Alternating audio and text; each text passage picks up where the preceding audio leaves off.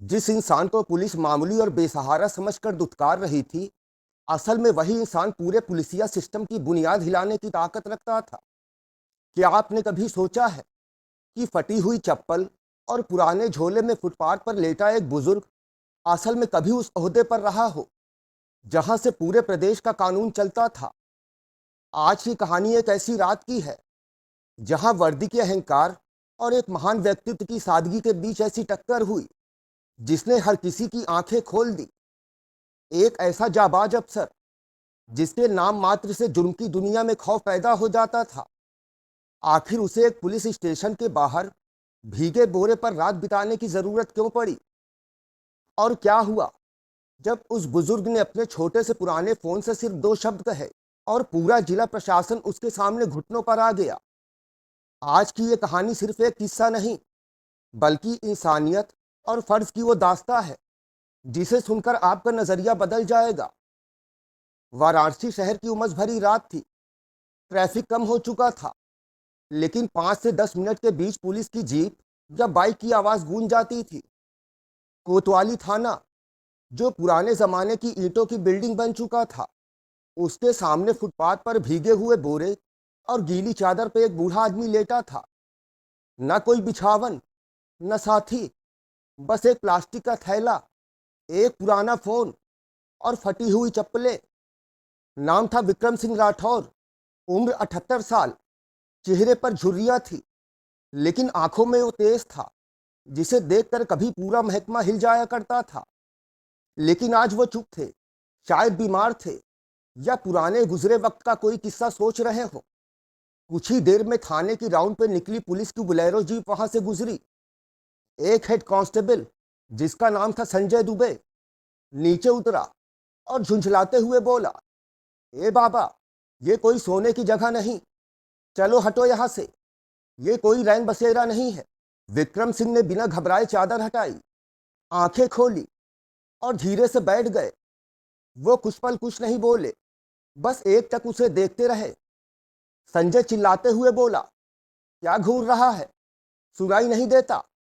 उठता है या हवालात भेजूं? पास ही खड़े दो जवान हंसने लगे। एक हंसते हुए बोला, साहब लगता है बुढ़ा सठिया गया है, देखो ना, मजे से बैठा है। विक्रम सिंह कुछ नहीं बोले। चप्पल पहनी, झोला उठाया और शांत स्वर में कहा, ठीक है बेटा, जैसी तेरी मर्जी, बस एक फोन कर लूं? संजय ने तंज कसते हुए कहा, कर लो जिसे फोन करना है, सिर्फ 2 मिनट में यहां से निकल जाना। विक्रम सिंह ने अपना पुराना बटन वाला फोन निकाला और बस दो शब्द बोले, समय हो गया है, पुलिस स्टेशन नंबर 26, और फोन बंद कर दिया। संजय हंसते हुए बोला, क्या बाबा, सीधा डीएम साहब गाड़ी में लेने आएंगे क्या? लेकिन सिर्फ 5 मिनट के अंदर एक सफेद नीली रंग की इनोवा तेजी से रुकी। उसके पीछे एसपी सिटी की पुलिस जीप थी, फिर आई क्राइम ब्रांच की स्कॉर्पियो और आखिर में एसपी सिटी की नीली बत्ती का सरकारी वाहन। अब तक हंसते हुए पुलिसकर्मी चुप हो गए। 1 मिनट बाद तकरीबन पूरा जिला स्टाफ बाहर लाइन में खड़ा हो गया। उनके मुंह से बस यही निकला, विक्रम सर, हमें माफ कर दीजिए, हम आपको पहचान नहीं पाए। कांस्टेबल संजय दुबे के हाथ से उसका डंडा छूट गया। वो कांपते हुए बुजुर्ग के पैरों में गिर पड़ा। सर, हमें माफ कर दीजिए, हमें नहीं पता था कि आप कौन हैं। अब वो सिर्फ एक सड़क छाप बुजुर्ग नहीं थे, वो थे विक्रम सिंह राठौर, पूर्व DG law and order Uttar Pradesh. वो नाम जिसे एक दशक तक सुनकर कुख्यात अपराधी थर थर कांपते थे। अब वही बुजुर्ग आदमी फटी चप्पलों में एक पुराना झोला कंधे पर लटकाए थाने के बाहर आम आदमी की तरह बैठे थे। और जिन पुलिस कर्मियों ने भी कुछ देर पहले उनका अपमान किया था, अब वो घुटनों के बल उनके सामने थे। डीएसपी सीमा तिवारी सबसे पहले आगे बढ़ी। सर, हमें अंदाजा नहीं था आप इतने सादे लिबास में थे, ये हमारी सोच की गलती थी।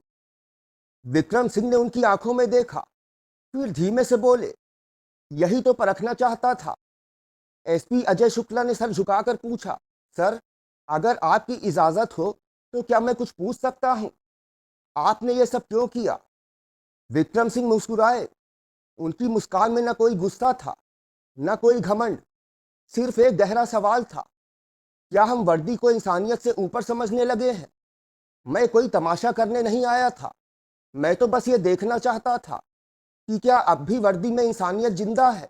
क्या अब भी वही सेवा का जज्बा जिंदा है, या बस बड़े ओहदे वालों को सलाम करने का खेल खेला जा रहा है? उनकी आवाज धीमी थी, पर उसमें फौलाद को चीरने की ताकत थी।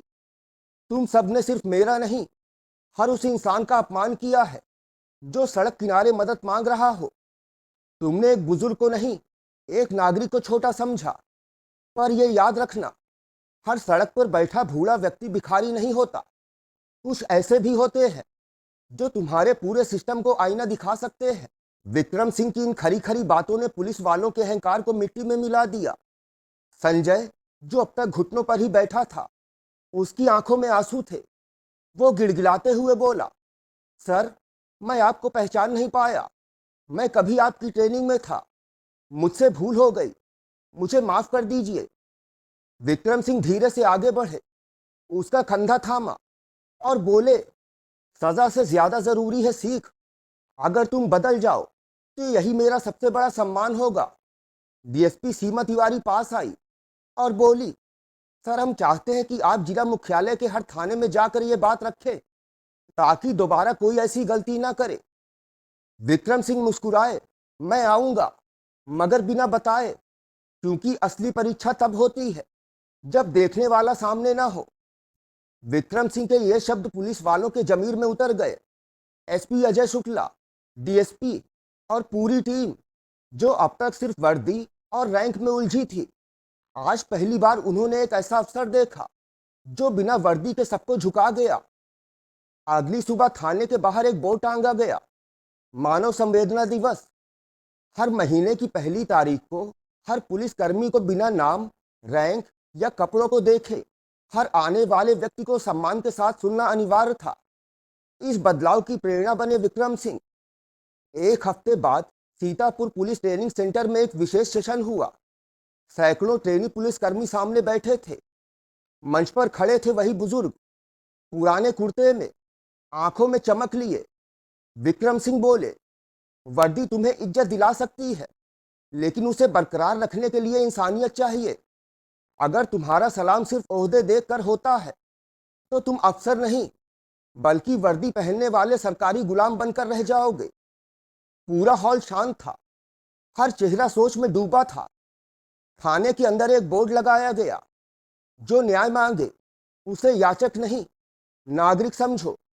एसपी अजय शुक्ला, जिन्होंने इस बदलाव को अपना लिया था, अब हर एफआईआर से पहले खुद से सवाल पूछते थे, क्या मैंने उनके साथ न्याय किया? एक सुबह फिर से वही मंजर था। अस्पताल के बाहर एक बुजुर्ग फटी हुई धोती में बैठा था। लोग हंस रहे थे, वीडियो बना रहे थे। तभी एक नया ट्रेनी कांस्टेबल उनके पास आया, झुककर धीरे से पूछा, बाबा, कुछ चाहिए क्या? चलिए अंदर बैठते हैं। भीड़ चुप हो गई। बुजुर्ग ने उसकी पीठ थपथपाई और मुस्कुराकर कहा, इंसानियत अभी जिंदा है बेटा। कभी किसी की हालत देखकर उसे छोटा मत समझो, क्योंकि कई बार सबसे बड़ा इंसान भी सादे लिबास में आता है। तो दोस्तों, ये रही आज की कहानी। अगर कहानी आपको पसंद आई हो तो वीडियो को लाइक और चैनल को सब्सक्राइब कर दीजिए और एक प्यारा सा कमेंट ज़रूर कर दीजिए। वीडियो देखने के लिए आपका धन्यवाद।